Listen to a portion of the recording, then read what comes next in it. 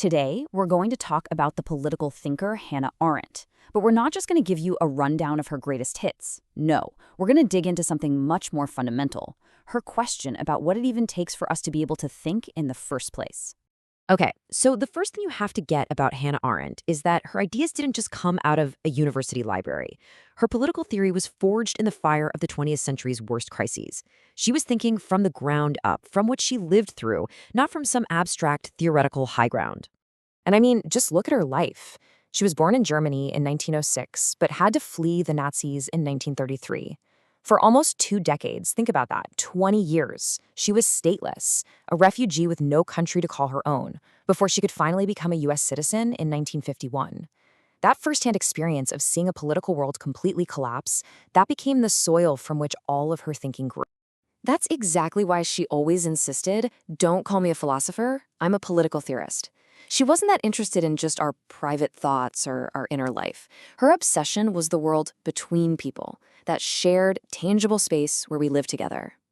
And that's what she tackles in her major works, like The Origins of Totalitarianism, The Human Condition, and Eichmann in Jerusalem. So here's the key takeaway. Arendt wrote as a witness.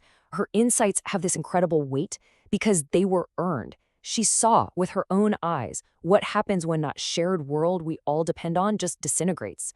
Her authority wasn't just academic, it was existential.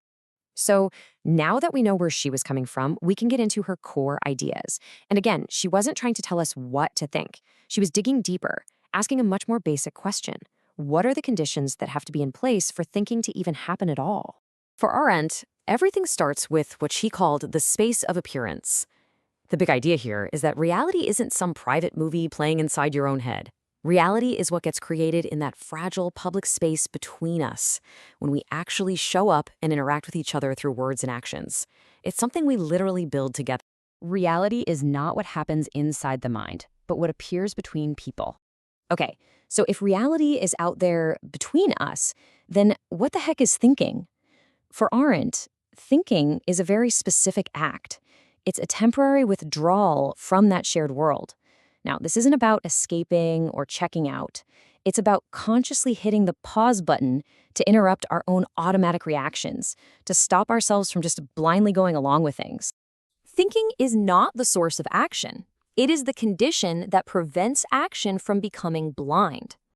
And that very idea of interrupting blind action opens the door to one of her most incredible concepts, natality. To really get it, it helps to start with what it is not.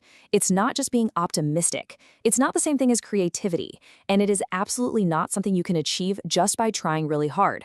For Arendt, natality is a fundamental condition of being human. It's the simple structural fact that every single birth brings something completely new and unpredictable into the world. It's the built-in possibility of a new beginning. New beginnings do not arise from willpower, but from the ontological fact of natality. So we've got this amazing framework, right? A shared reality, the critical pause of thinking, and this constant possibility of newness. But this all leads to a really urgent and kind of scary question. What happens when those conditions break down?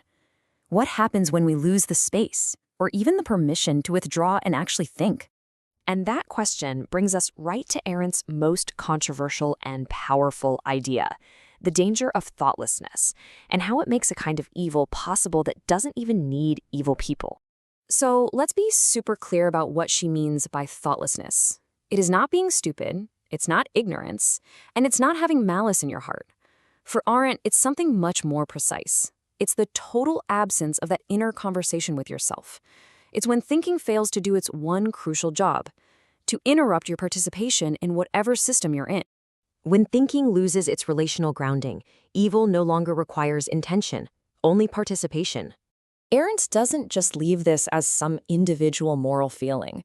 She scales it up. She asks, how do the very systems we live in, our jobs, our institutions, create environments that actually make it harder and harder to think?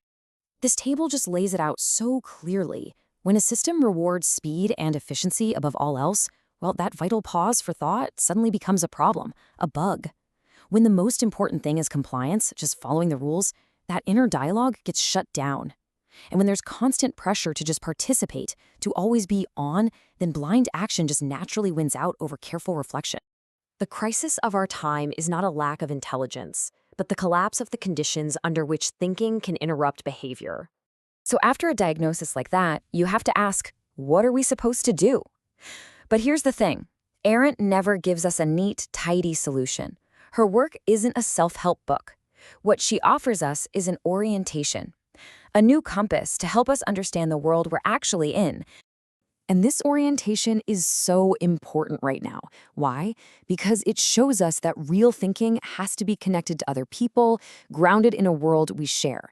It reminds us that new beginnings are always structurally possible, no matter how bleak things seem.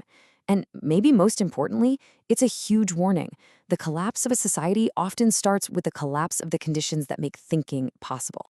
Which leaves us with one last big thought to chew on.